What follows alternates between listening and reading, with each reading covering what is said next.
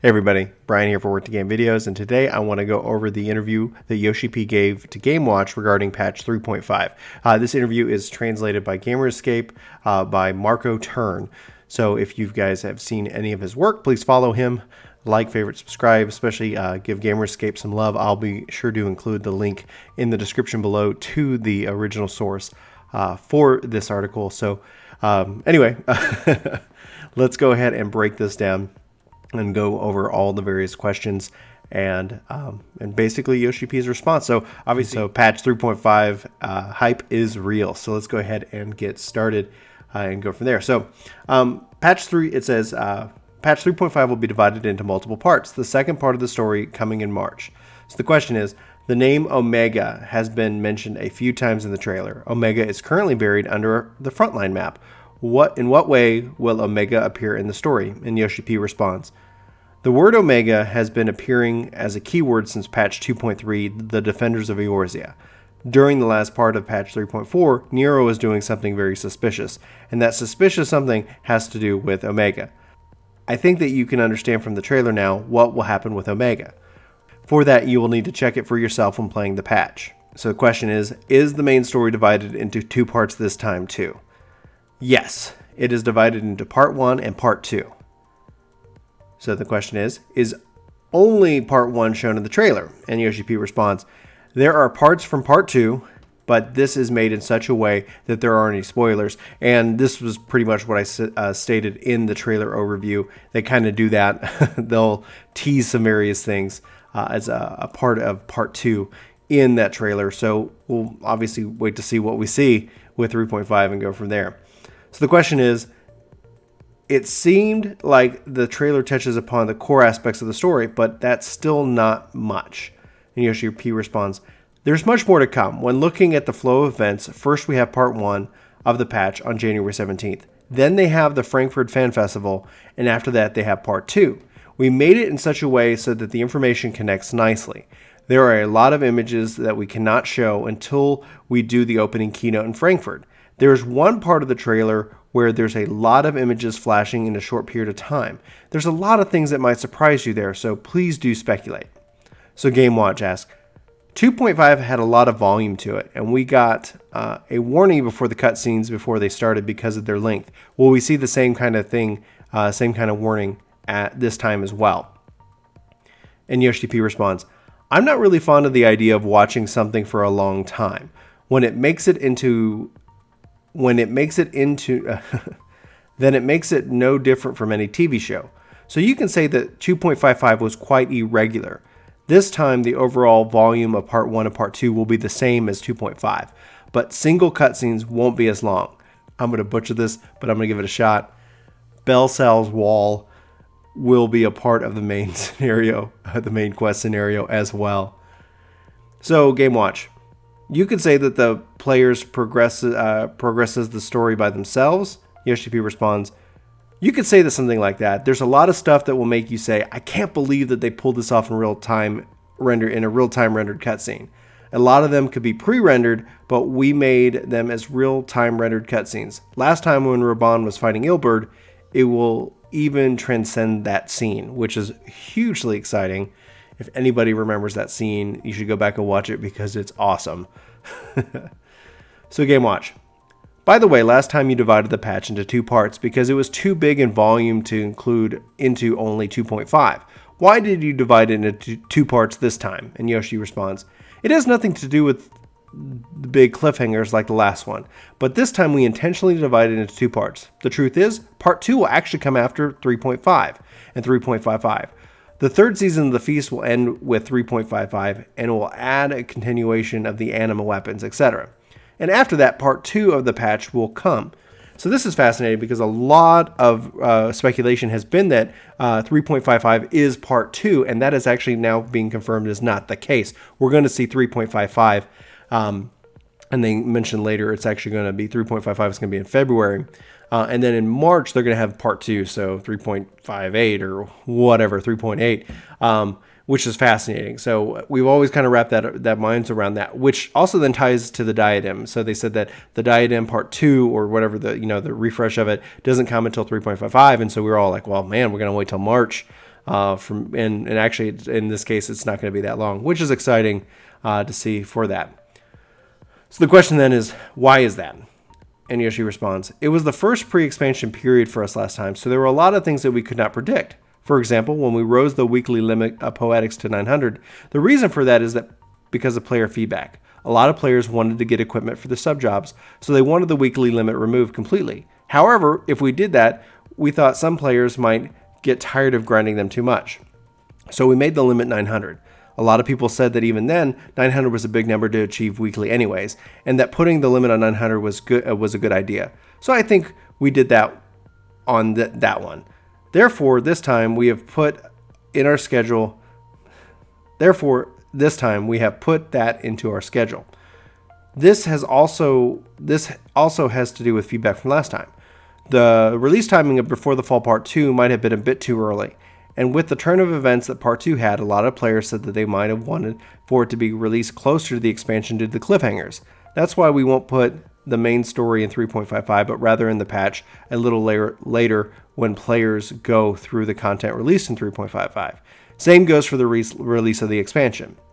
So when will 3.55 be released? And Yoshi-P responds, it will be released in February. The patch after is planned for March. Everything is ready for a release. All we have to do now is release it at the right timing, and we plan to look at the energy of the players for that.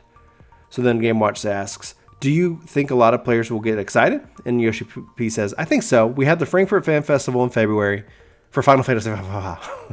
And when it comes to Final Fantasy XIV, that even is something like a patch. February will be the connecting tissue that will connect the future Stormblood to the present. I think that many players will be excited in February. In March, we have Part 2, and then from April, we plan on releasing more quality information for Stormblood. Small patches will also be released. So this is great, and this is what actually Chris and I have discussed just kind of about just the content roadmap that we have for Final Fantasy over the next 6 months. 3.5 in January, Frankfurt in February, obviously now 3.55 in February, the Part 2 patch in March, April, and then I think then they're really gearing up for marketing to get us into Stormblood, which is hugely exciting. I know I am really excited to see what they're going to show off in Frankfurt in February. All right, so GameWatch asks, there wasn't much to talk about Almingo in the trailer. Will the Griffin appear in the story? And Yoshi responds, the fact that the Warriors of Light will go to Almingo has already been announced. So of course we're going to see him in the story. He's one of the key people after all. The reason why he's not in the trailer is because of a scene that we cannot show just yet. So GameWatch asks, will the main theme of Part 1 be fighting with the Empire? And Yoshi-P responds, it's hard to say that it's just one opponent. We already know that will happen in the future with Stormblood, and I can tell you that it won't be a smooth road. I love to troll, so the moment that the road seems smooth, something will make it rough. We want to shuffle the content in a way that players will the story so that the players will find the story interesting after playing the game and knowing the information that was given to them pre-release. Question. We saw Yugiri in the trailer after a long while. Was kind of missing her. Really more of a statement? We'll let it slide. So it says, Yoshi responds, she will have quite a role this time. The scenario team and the event team used a whole entire day because they were fighting over how Yugiri has to do a long time no-see greeting. How she is up front in the scenario after a long time and how she just can't show up all of a sudden. So GameWatch asks, what did she do up until now? And Yoshi says, she mainly worked with the Domin immigrants and was helping out Limsa Lominzo, which was helping the immigrants. She has a feeling of debt towards the three great nations, so it doesn't make much sense for her to appear in one of the main roles in the Ishgard chapter. She probably will work for Doma, Limsa, and Reverence Toll in her own way. She suddenly comes back in the scenario, so we were a bit hesitant in that regard. So then on the content of Zervan.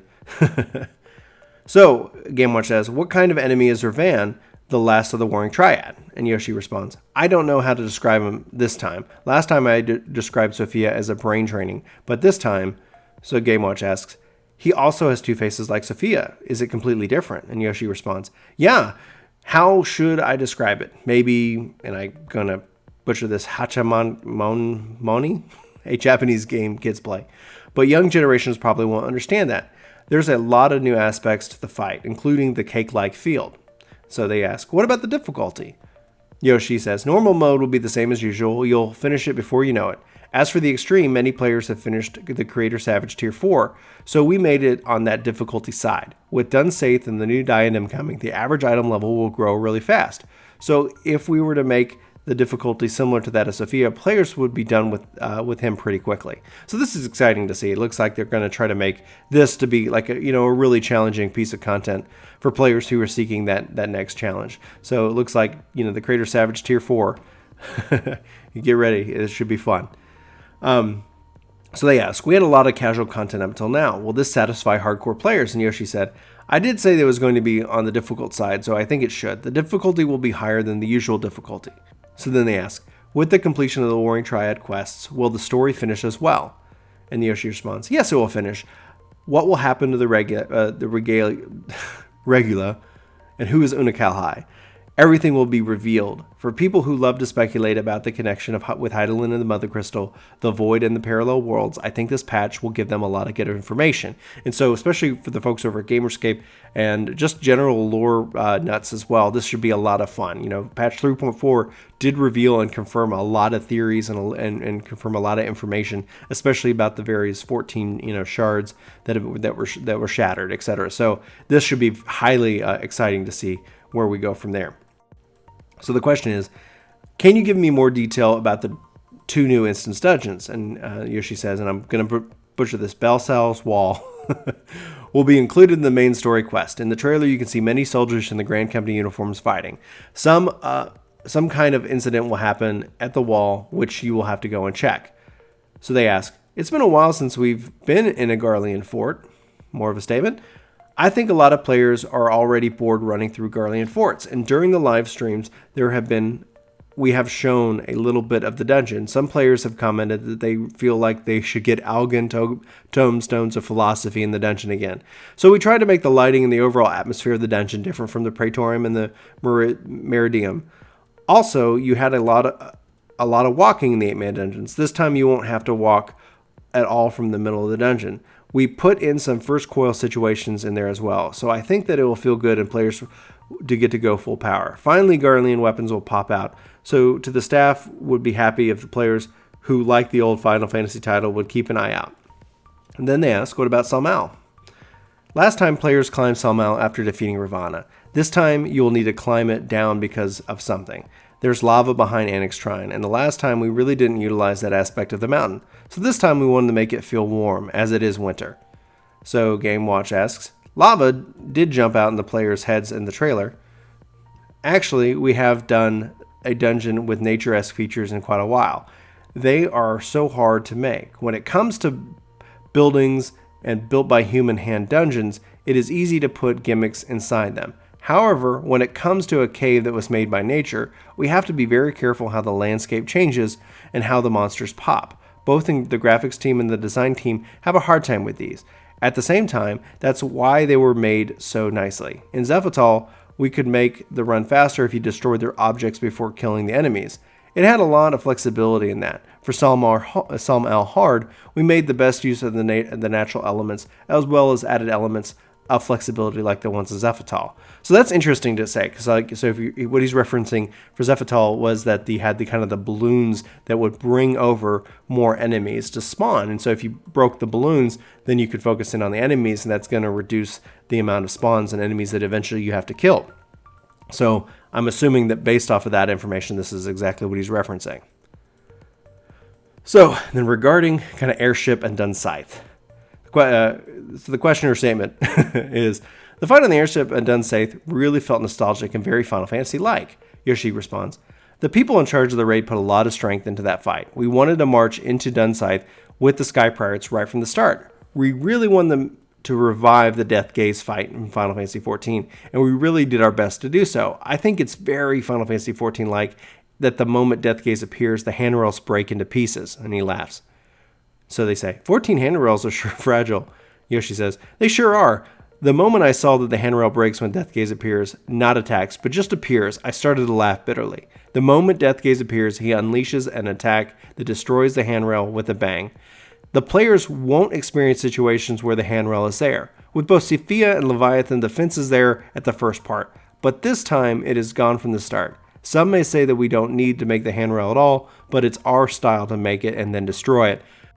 So this is really fun and exciting. Obviously, that means that you can fall off the airship fight in the first fight with Deathgaze and Dun Scythe. So I like that he said that we're going to make the time to make the handrail, even though it's not going to be there for you. We're just doing it to destroy it.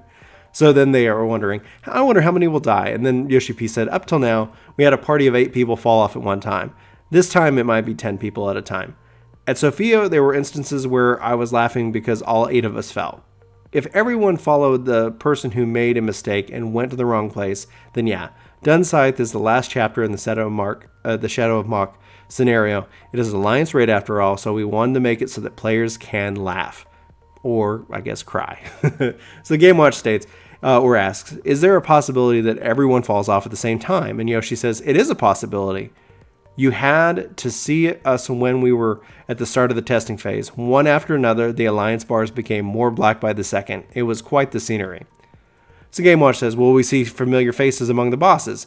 And Yoshi goes into, Mach and Amdapor used to be at war, and the Shadow of Mach touches upon that quite a bit.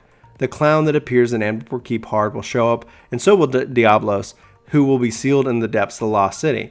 You will be able to see that some aspects of what happened between Mach and Amdapor in the past. Some people who like the lore will get excited. Also, we made Ferdinand, essentially the Joker, the trickster, a trickster box, like a real jester.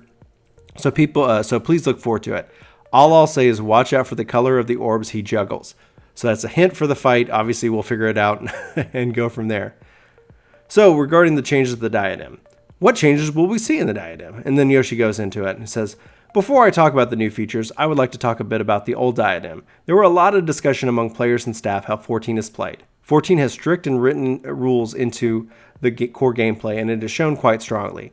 We receive a lot of feedback from players that played such games as in Final Fantasy XI, and 14's dungeons are boring and that you can't get lost or find hidden treasure. However, for example, with Todoroki, there are multiple roads that you can take, and if the tank were to try to take the longer route, he would get scolded by players that there is a shorter one. To avoid that, we remove the unimportant parts. People are busy nowadays, and if you can't finish the dungeon in 20 minutes, you really don't have time to play other content. We thought about that when we made 14. So there are players who don't like that style, GameWatch asks, or states. And Yoshi says, there are players who don't feel free enough and get bored. We received feedback that it's fine that the dungeons are linear, but they wanted content where they could get the feeling of freedom. Some of the staff shared that opinion too. During the 1.0 development, most of the staff members didn't play WoW, so 1.0 was filled with that kind of content. We wanted to try it out and whether that kind of content was possible in A Realm Reborn, which it was brought to the global standard of MMOs. That's what led to the first Diadem. Even during the development of Diadem, everyone wanted to voice out what they thought was fun in an MMO. Some said it was no fun in a game that you can't do combos on raid bosses, while some said that grinding mobs that seemed like they would have good loot is fun and very casual. Some said that the players needed at least some kind of objective, otherwise it would turn into a war zone. That's why we tried to make the zone without any specific rules on how to play the content. In the end, it didn't work out too great, GameWatch states. Yoshi responds, I can't say specifically what was wrong or that it was unplayable. It's just that there were too large of a gap among players who were used to 14's design by then. Some people wanted to grind one spot the whole time. Some people wanted to get the spoils and finish it as soon as possible, while some just wanted to do the gathering. And it's hard to unify players in that regard. We found out that even though it had rules, having the freedom of doing anything you wanted just did not work out. And also didn't balance the item level or the equipment pop times of monsters too well. So by the time that we made the appropriate adjustments, players had already lost interest. Also, even though the map was huge, doing dinosaur hunting all the time really didn't feel like doing exploration. So GameWatch states, a lot of problems became clear. And Yoshi-P responds, match with players with the same goal, guarantee minimal reward, a feeling of exploration. With these 3 things as the base, we try to recreate a feeling of freedom. Yet again, also the reason why we're making the adjustments for half the year, because we think that the fun factor of Diadem was players gathering in one spot. So this time we even better use of that aspect. So they ask, how will the new Diadem ultimately look? And Yoshi says, first you will enter flying is unlocked from the start. So when you first enter, flying is unlocked. This time you'll constantly receive telegrams from the House Hallorantar, House something, Halorantart. Anyway, with which will give you objectives. For example, please investigate a point in the northeast area, or please give me X amount of something from this mob, with that as a guide. You will explore the islands. After finishing a set amount of objectives, you will be returned to the base and receive a certain amount of scripts, tomestones, etc. So GameWatch states, so the guaranteed minimal reward. So Yoshi says, while doing these objectives, you will see regional fates pop. By sidetracking, you can get the bonus rewards or maybe the treasure. So GameWatch asks, monsters won't drop treasure chests anymore? And Yoshi says, monsters will drop them as well. However, this time, you will receive a new kind of item which you will exchange for a lot of reward, like the Palace of the Dead. If you want to finish with the Diadem quickly, you can exit as soon as you're done. Or if you want to stay, then you can stay with the remaining players. So what about the people who want to gather? And Yoshi says, gatherers and battle jobs will still have a different interest this time. Gatherers will be able to make a party that consists of only gatherers. You can also change into a battle class, finish the exploration, and then return to gathering if you want. So you can change the battle class inside even in a party of gatherers? GameWatch asks. Yoshi says, yes, the matching is divided so that players with similar goals are in the same party. So the question is, how many objectives will you need to do? And Yoshi says 4. It will only take you about 20 minutes. So then the question is, first you clear the objectives and then you go from one content to another? And Yoshi says something like that. You can re-enter and do the objectives again, or maybe 3 players are left and you can do fates with the remaining 5. It is designed so that after you finish with the objectives you receive, you can play freely with the remaining players until the time limit of 60 minutes runs out. So the question is, what will the boss fights from the trailer look like? And Yoshi responds, when the color of the sky in the area changes, you will be able to enter the mysterious ruins. The boss fight is something you haven't seen so far in Final Fantasy XIV. You will need at least 4 parties to defeat it. People who played EverQuest might feel nostalgic. And Yoshi responds, or the question is, and what if you have what if you go with less than 4 parties? And Yoshi says, shouts will be heard in the entire area. So in the case you don't have enough members, you can call for help. Or maybe let the area know that you've started fighting and that people should gather up. And then they ask, are there any requirements to enter the zone? And Yoshi says, there are no requirements. If you go in with 9 parties, if you want to go in with 9 parties, you can. We want to make use of this feature in the upcoming Eureka. All right.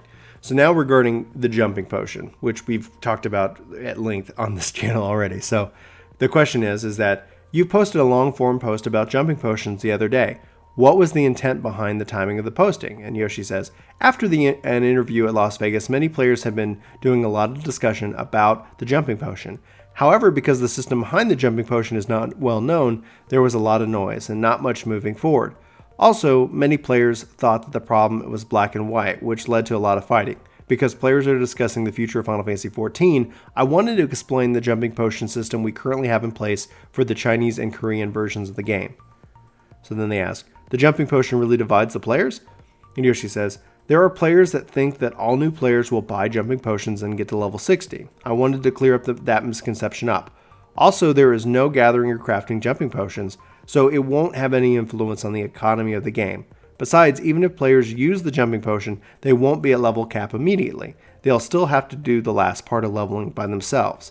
The price of the potion is also quite high, so not everyone will be able to buy it, nor will it be given out lightly. We have data from the Korean and Chinese versions too, so that will make the final decision by the end of January on whether we will implement the potion for 4.0 or at a later time. So this makes it sound like, that 4.0 makes the most sense, but when they mean a later time, maybe at some point in the life of 4.0. If they make us wait till 5.0, I know there's a lot of people who don't want it, and I can understand those arguments. We've had good debates on the various posts for that, but it'll be interesting to see what he means by a later time, obviously at a later time when we'll know more. So the question is, does the development team want the potion implemented? And Yoshi says, well, they're already developing it regardless because they need to do an upgrade to the existing potion for 4.0 version for the Korean and Chinese versions of the game. The problem is whether or not to release it in the global version. And the question is, are you giving out free potions to new players in the Chinese and Korean versions? And he says, no, they're not. But we have a campaign where new players can buy the potion cheaper once. but also that the price was a limited time only. Players playing with the free trial can't use the potion. It's made for people who have the motivation to play the game for a long time. In regards to the implementation, we had a lot of discussion with the Chinese businesses which have an experience in the Chinese market. So it went quite well. In Korea, there was a lot of discussion about the player gap before it was implemented, but the implementation happened without any problems. I think that it will be the same for the global version, but we will know the facts only if we do so. So the question is, in WoW, many players gave up because they were suddenly level 90 or level 100 and had no idea what to do. How will you handle that if it happens in 14? So Yoshi says, when it comes to 14, the main scenario quests are in some ways tutorials because it's based on solo play.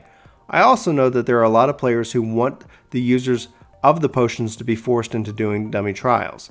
So they ask, I think that there are people who don't want to use the duty finder because they are scared of gaining 60 levels in an instant. And then Yoshi says, after using the jumping potions, all of the dungeons will be unlocked automatically up to that level. If you want to train, you can go to low-level dungeons.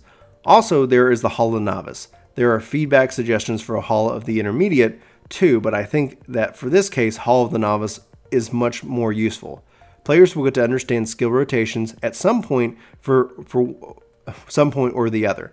But completely new players usually get confused with concepts such as avoiding enemy attacks or keeping gaining hate from enemies.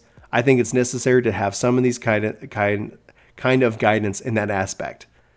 So the question is, or the statement, so it's good to play low-level content, learn how to play if you use the potion. And Yoshi says, people who usually use the jumping potion are players who have high motivation to play. It's usually players who have experience with MMOs.